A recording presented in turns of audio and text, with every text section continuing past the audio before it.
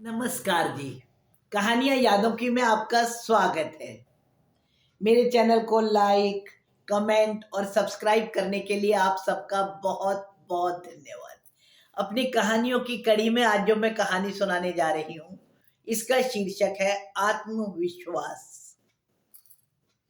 Office में इतने साल बाद अचानक गिन्नी को देखकर मैं तो हैरान ही रह गई। आप?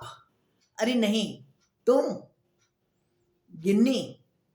हाँ जी हाँ, गिन्नी, कहकर वे खिलखिलाकर हंस पड़ी। शायद हम दोनों 20 साल बाद मिल रहे थे। एक समय हम दोनों की नौकरी नई नई लगी थी और हम एक ही विभाग में थे। 3 साल बाद हम दोनों का तबादला अलग अलग विभाग में हो गया और इतने समय बाद हम दोनों मिल रहे थे। लंबे घुंघराले बालों वाली मिल चुप सी रहने वाली शर्माती सी गिन्नी अक्सर अपने काम से ही काम रखती थी। उसके गोरे गोरे माथे पर लाल सी बड़ी सी बिंदी उसे सबसे अलग ही कर देती थी। आज छोटे छोटे बॉय कट हेयर और बेहद मोटी सूना माथा लिए गिन्नी को पहचानना भी मुश्किल हो रहा था। वह हमारे ऑफिस में एक मीटिंग के सिलसिले में आई थी। मीटिंग खत्म होने के बाद मेरी हैरानी को भांपते हुए बोली, समय बदल जाता है, हम भी बदल गए। 20 साल में तुम भी तो कितना बदल गई हो। अब मैं दिल्ली नहीं रहती। अब मैंने सोनीपत में ही अपना फ्लैट ले लिया है और मैं अपनी गाड़ी से ही ऑफिस आती जाती हूँ। चल, दोनों साथ ही चलते हैं।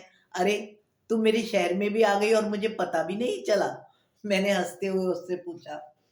रास्ते में चलते चलते उसने अपनी कहानी सुनाई कि 4 साल पहले एक एक्सीडेंट में उसके पति की मृत्यु हो गई थी।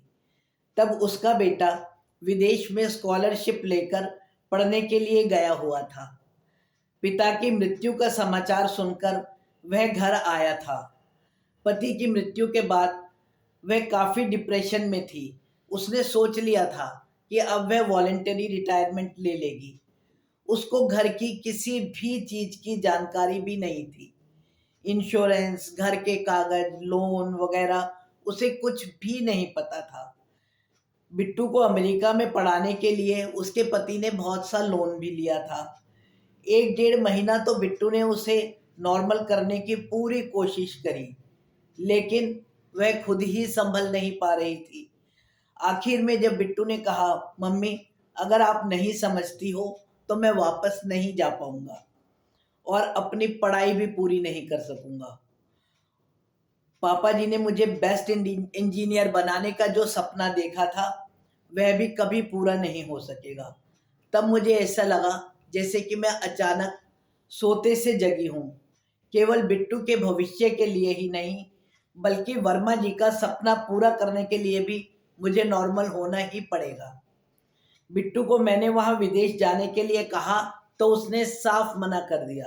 उसने कहा, जब तक आप नॉर्मल नहीं हो जाओगी तब तक मैं वापस नहीं जाऊंगा और 3 महीने तक तो मैं यहाँ रह ही सकता हूँ। अगर मुझे आपके ठीक रहने का विश्वास हुआ तो ही जाऊंगा, अन्यथा नहीं। बस, फिर मैंने हिम्मत करके तीसरे दिन अपना दफ्तर ज्वाइन किया। घर आकर बिट्टू के साथ सारे बैंकों का इंश्योरेंस क्लेम आदि का काम पूरा किया। उससे अगले सप्ताह मैंने गाड़ी चलाना सीखा ताकि बिट्टू को विश्वास हो जाए कि मैं अपने सारे काम अपने आप चला सकती हूँ। हालांकि मैंने 6 महीने तक गाड़ी खुद भी चलाई, लेकिन ड्राइवर को फिर भी साथ बिठाती थी। दिल्ली में अपना डीडीए का मकान बेचकर मैंने सोनीपत की एक सोसाइटी में ही अपना फ्लैट ले लिया है। यहाँ 2-3 बिट्टू के दोस्त भी रहते हैं। सोसाइटी का फ्लैट होने के कारण यह जगह सेफ भी थी। मैंने अपनी ट्रांसफ़र भी बॉर्डर पर ही करा ली थी और अपनी गाड़ी लेकर आने जाने लगी। बिट्टू अमेरिका में ही एक एमएनसी में काम कर रहा है। एक बार तो मैं भी अकेली ही उसके साथ घूमकर आ चुकी हूँ। प्रोजेक्ट के सिलसिले में बेटा कई बार इंडिया आ भी जाता है और 4 साल बाद तो शायद परमानेंट भी आ जाए। मेरे घर के अंदर लगे कैमरे से मेरा बेटा दूर रह कर के भी मेरी निगरानी करता रहता है। वहां से वह मेरे बहुत सारे बिल भी पे कर देता है। इस सोसाइटी में लगभग मुझे सभी ही जानते हैं और सभी मेरा ख्याल भी रखते हैं और मेरी सहायता भी करते हैं। मुझसे भी जितना बन पड़ता है मैं भी सबकी सहायता करती हूँ और अब निडर होकर मैं अपना सारा काम खुद ही करने लगी हूँ। इतने में ही उसकी सोसाइटी आ गई और उसने मुझे अंदर आकर चाय पीने का आग्रह किया। जब वे चाय बनाने अंदर गई तो उसका फोन बजा। फोन उसके बेटे का था। वह गिन्नी से मेरे बारे में पूछ रहा था। उसने अमेरिका में अपने कैमरे से ही मुझे देख लिया था। तभी गिन्नी ने उससे कहा, तू अभी सो नहीं रहा है? तो उसने हंसते हुए कहा, आज मैं सुबह थोड़ा जल्दी उठ गया था। चाय पीकर गिन्नी ने अपनी गाड़ी में मुझे घर तक छोड़ा। जाते हुए उसने मुझसे कहा कि चाहे कितनी भी बड़ी मुसीबत क्यों ना आ जाए, लेकिन अगर हम अपना आत्मविश्वास और परमात्मा पर विश्वास नहीं खोते तो हम बड़ी से बड़ी मुश्किल को आसानी से पार कर सकते हैं।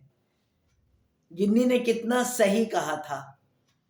यह बात हम सबके लिए भी उतना ही सही है जितनी गिन्नी के लिए। धन्यवाद जी।